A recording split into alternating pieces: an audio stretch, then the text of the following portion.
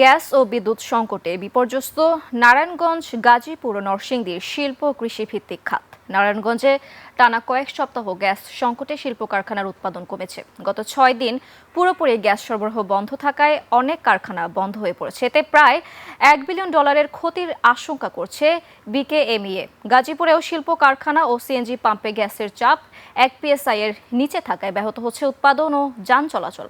জেলায় প্রতিদিন প্রায় 600 মিলিয়ন ঘনফুট গ্যাসের চাহিদা রয়েছে। এদিকে নরসিংদীতে টানা লোডশেডিংয়ে বিপাকে পোল্ট্রি খামারিরা।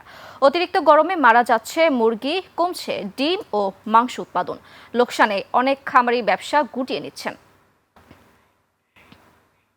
গ্যাসের আরও খবর জানাতে সরাসরি যুক্ত হচ্ছে নারায়ণগঞ্জ প্রতিনিধি রবিউল ইসলাম। রবিউল, গ্যাস পরিস্থিতির সার্বিক খবর আমাদেরকে বিস্তারিত জানাবেন।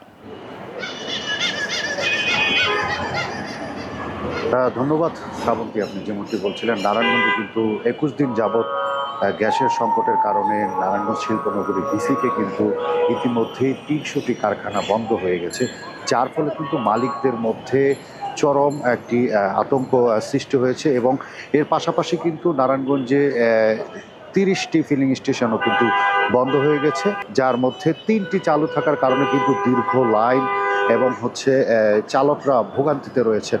ঘন্টার পর ঘন্টা তারা অপেক্ষা করছেন, চালকরা চাহিদা মতো গ্যাস পাচ্ছেন না তারা, যাতে দৈনিক তাদের আয় এবং তাদের জনজীবনও তারা চালাতে খুব কষ্ট জীবনযাপন করছে বলে চালকরা আমাদেরকে জানিয়েছেন।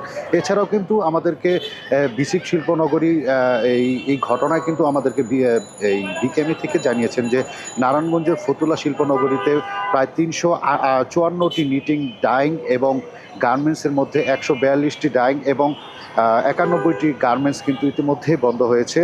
এবং এই টোটাল 300 গার্মেন্টস বন্ধ থাকার কারণে কিন্তু নারায়ণগঞ্জে এখন এই গ্যাস না থাকার কারণে চরম ভোগান্তিতে তারা রয়েছেন বলে আমরা জানতে পারি। এছাড়াও কিন্তু নারায়ণগঞ্জে এই গ্যাসের চাপ কম থাকায় ফিলিং স্টেশনে সকাল থেকে কিন্তু রাত্র পর্যন্ত চরম দীর্ঘ লাইনে ব্যাক পাচ্ছেন চালকরা। তো আমার কাছে নারায়ণগঞ্জ থেকে এই ছিল সর্বশেষ খবর।